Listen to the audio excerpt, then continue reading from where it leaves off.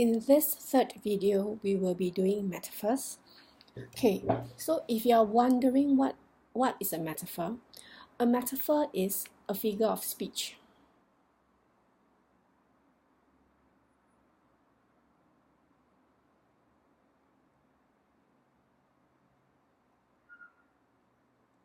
And what exactly is a figure of speech?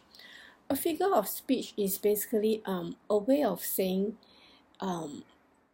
things in a non-literal way. Okay, I think it will get clearer later on if I actually use examples to explain it to you. But just remember that a metaphor is actually a figure of speech, and we actually normally a metaphor is when we compare two things that are different, but they have a common property. So okay, let me write that down. It's a comparison basically between two things that are different. So between two unlike objects. But these unlike objects, they actually have some common properties, okay, which have a common property. Okay, please note that a metaphor is not the same as a simile, not a simile. A simile is also used to compare two objects, but the thing is that we normally use the word like or the word as to denote a simile. An example of a simile would be Jenny turned as pale as a ghost when she saw her test paper. Is Jenny a ghost? No. But we use the word as pale as a ghost. So as pale as a ghost is a simile.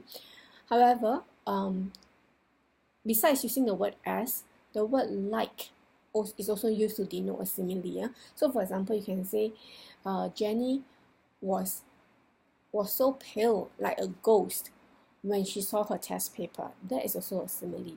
When it comes to metaphors though, we don't use the words as well as the word like. In fact, we will just say that A is B. Okay, I think it's actually easier to show you the examples. So I've got some examples below. Can you see here?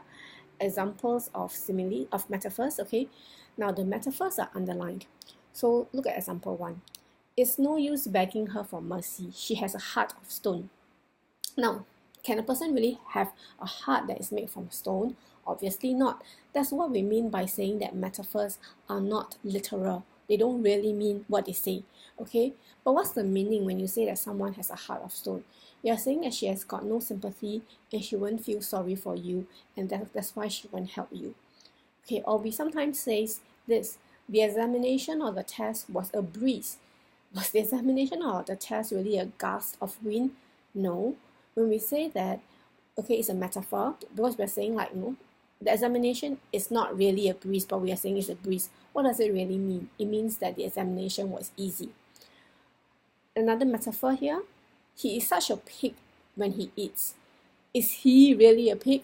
No, unless you are really referring to a pig. But in this case, he is a person. So why do we say that a person is a pig? It's not literal. What we are just trying to say is that he's very greedy as a pig. That would be a simile. Okay, number 4. Her voice is music to his ears. Is her voice really music? Piano music? Violin music? No. Again, the meaning is actually her voice makes him happy. Number 5. Singapore is a melting pot.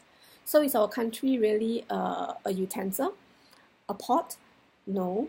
What we are saying here is Singapore is a place where people of different races and cultures mix together. So these are examples of similes.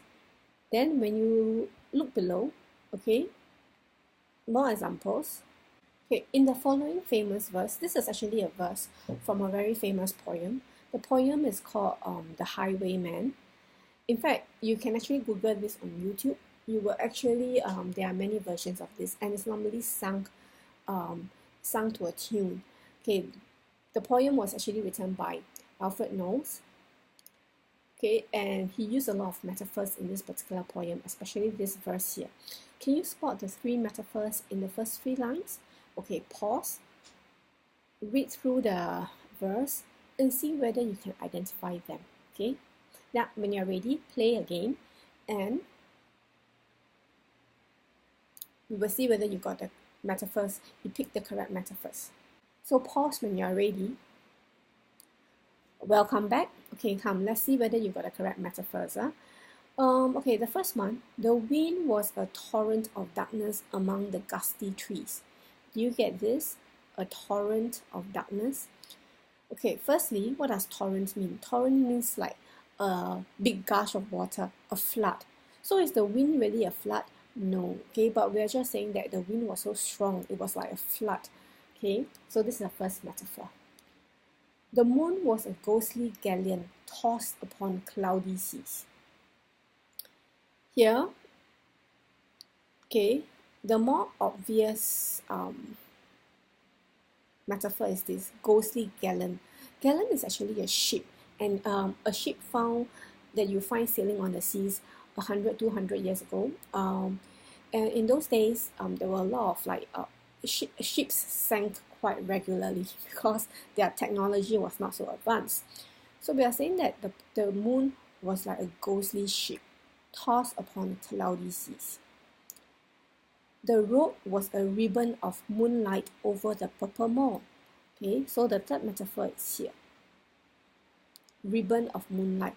We are comparing the road to a ribbon. Okay, and the highman came riding. The highwayman came riding up to the old inn door. So this is one verse. Actually, there's one more metaphor which is more subtle, which is why we only ask you to pick up the 3 more obvious ones. But if you are sharp, you notice that this is another one. We compared the clouds to the sea. I think that it must have been a very cloudy night, so a lot of clouds. It looks like a sea, but obviously you don't have the sea in the sky, right? So this is actually your 4th one. If you got this one, kudos to you, okay, for being sharp. Then we should actually take a look at the sample compo that we did today. There were some metaphors there actually. Do you spot them? Okay, let's take a look at, this is today's sample story. Okay, there is a metaphor. In fact, there are 2 metaphors in paragraph 3. There is 1 metaphor in paragraph 4. There's also a metaphor. Okay, there's also a metaphor in paragraph 5. So, can you actually find them? Okay, in paragraph 3, the metaphor we have there is actually this. Okay, a shower of eggs. We are like comparing the eggs to rain. But, eggs, they are obviously not rain. So, there's a metaphor there. Okay, in fact, here you see a shower of eggs raining on Alison and Brian. The other metaphor is obviously missiles. The eggs are not missiles, right? But we are comparing the eggs to the missiles. In paragraph 4, okay, it's actually this one, battle. They are not really in a war, but we are describing the confrontation between the bullies, between the rascals and the victims.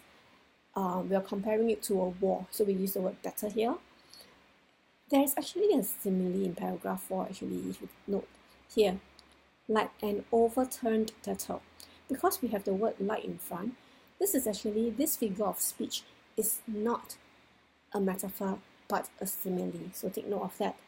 And in paragraph 5, can you find a metaphor? Do you get the word monkeys? Are the boys really monkeys? Obviously not. They are Homo sapiens like you and me. But we actually call them monkeys here to show that they are as mischievous as monkeys. Okay, so in one simple story here, we actually can come up with 3 or 4 metaphors. Likewise, you can do for your own story. Okay, let's move back to the worksheet. So why do we want to use metaphors in stories? Okay, for 3 reasons actually. Firstly, metaphors actually spice up your writing. It makes the writing more interesting as it gives a vivid quality to the scene or character that you are describing. And number two, metaphor also appeals directly to the senses of the readers, sharpening their imagination to understand what we are trying to communicate to them.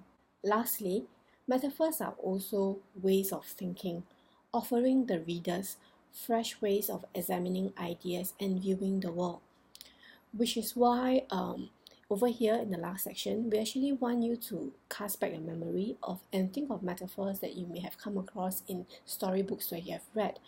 But better still, okay, what is even better is if you can actually come up with some metaphors of your own. So remember that metaphors can be created by you too. One more thing, there are some typos over here I noticed. This one should be some metaphors with an S here, and you should cancel this but those, okay? And the last thing before we end this session is that I'll let you to know that the resources will be uploaded as per usual. So I will upload a copy of the assignment as well as a copy of the theme for this week, which is metaphors. So in the last section here, for example, on top, the definition for metaphors, it will be written there, as well as over here, I will actually give you some more metaphors that you can actually use in your stories where appropriate. That's all for this week. See you next week then.